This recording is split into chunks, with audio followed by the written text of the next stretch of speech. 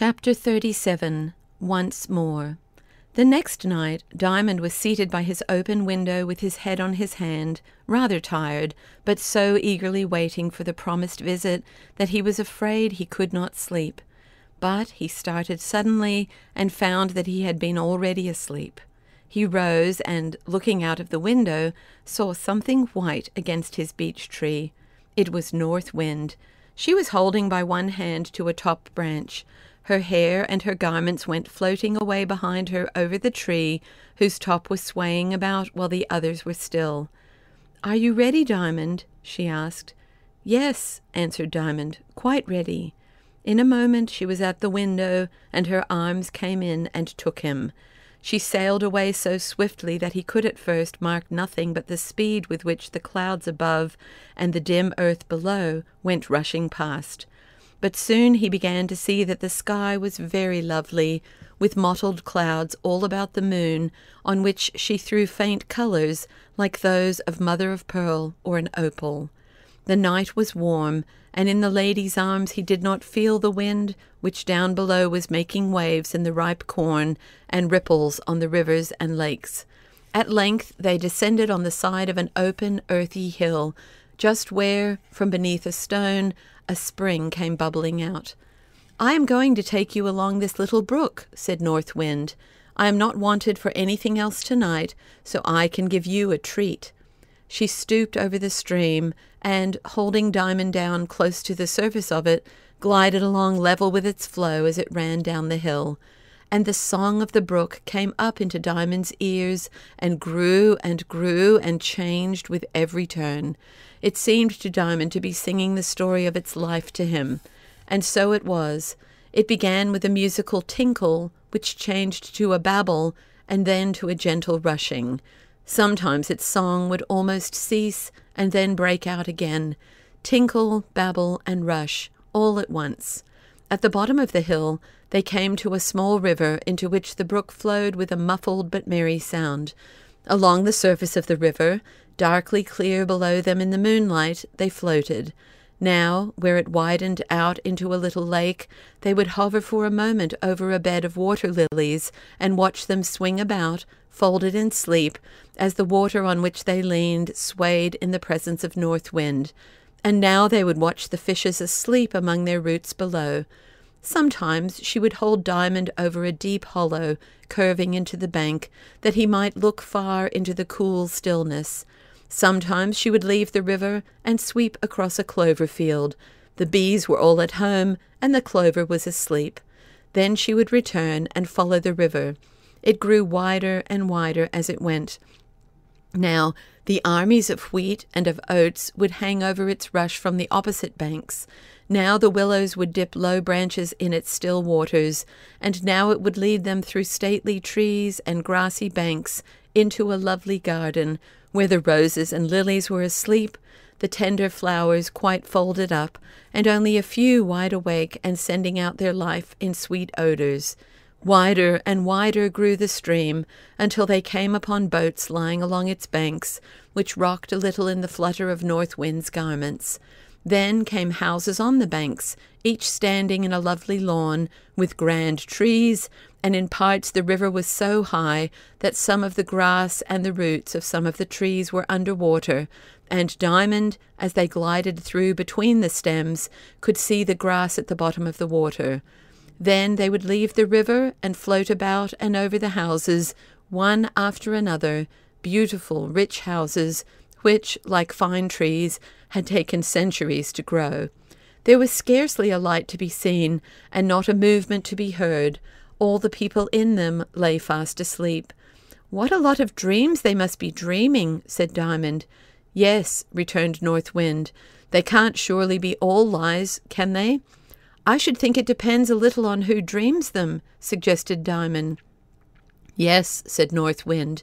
"The people who think lies and do lies are very likely to dream lies, but the people who love what is true will surely now and then dream true things.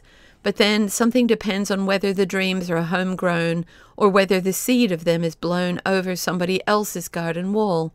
Ah, there's someone awake in this house." They were floating past a window in which a light was burning. Diamond heard a moan and looked up anxiously in North Wind's face. "It's a lady," said North Wind. "She can't sleep for pain." "Couldn't you do something for her?" said Diamond. "No, I can't, but you could." "What could I do?" "Sing a little song to her." "She wouldn't hear me." "I will take you in, and then she will hear you." "But that would be rude, wouldn't it? You can go where you please, of course, but I should have no business in her room." "You may trust me, Diamond.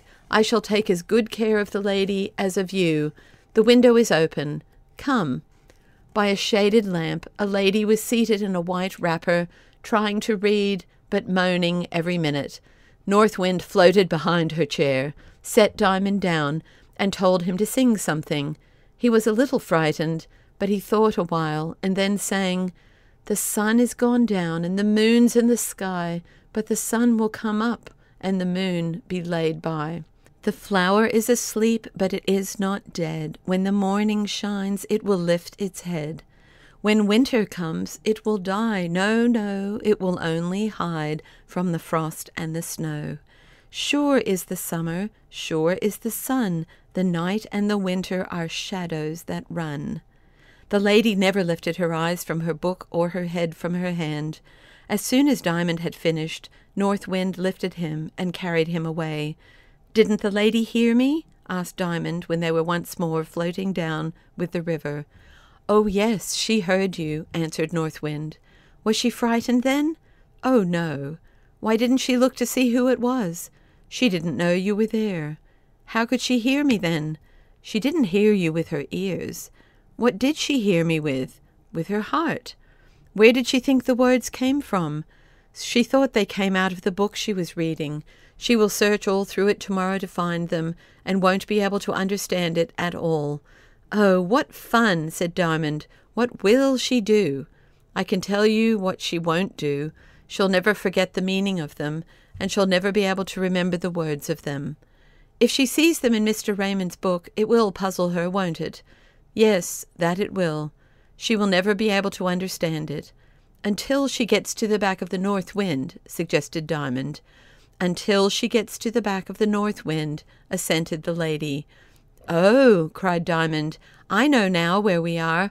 Oh, do let me go into the old garden, and into Mother's room and Diamond's stall. I wonder if the hole is at the back of my bed still. I should like to stay there all the rest of the night. It won't take you long to get home from here, will it, North Wind?" "No," she answered. "You shall stay as long as you like." "Oh, how jolly!" cried Diamond as North Wind sailed over the house with him and set him down on the lawn at the back. Diamond ran about the lawn for a little while in the moonlight. He found part of it cut up into flower beds, and the little summer house with the coloured glass and the great elm tree gone. He did not like this, and ran into the stable. There were no horses there at all. He ran upstairs. The rooms were empty. The only thing left that he cared about was the hole in the wall where his little bed had stood, and that was not enough to make him wish to stop. He ran down the stair again and out upon the lawn. There he threw himself down and began to cry. It was all so dreary and lost. "I thought I liked the place so much," said Diamond to himself, "but I find I don't care about it. I suppose it's only the people in it that make you like a place, and when they're gone, it's dead, and you don't care a bit about it. North Wind told me I might stop as long as I liked, and I've stopped longer already." "North Wind!" he cried aloud, turning his face toward the sky. The moon was under a cloud, and all was looking dull and dismal. A star shot from the sky and fell in the grass beside him. The moment it lighted, there stood North Wind. "Oh!" cried Diamond joyfully. "Were you the shooting star?" "Yes, my child." "Did you hear me call you then?" "Yes." "So high up as that?" "Yes, I heard you quite well." "Do take me home." "Have you had enough of your old home already?" "Yes, more than enough. It isn't a home at all now." "I thought that would be it," said North Wind. "Everything, dreaming and all, has got a soul in it, or else it's worth nothing, and we can't care a bit about it. Some of our thoughts are worth nothing because they've got no soul in them. The brain puts them into the mind, not the mind into the brain." "But how can you know about that, North Wind? You haven't got a body." If I hadn't, you wouldn't know anything about me. No creature can know another without the help of a body. But I don't care to talk about that. It is time for you to go home." So saying, the north wind lifted Diamond and bore him away.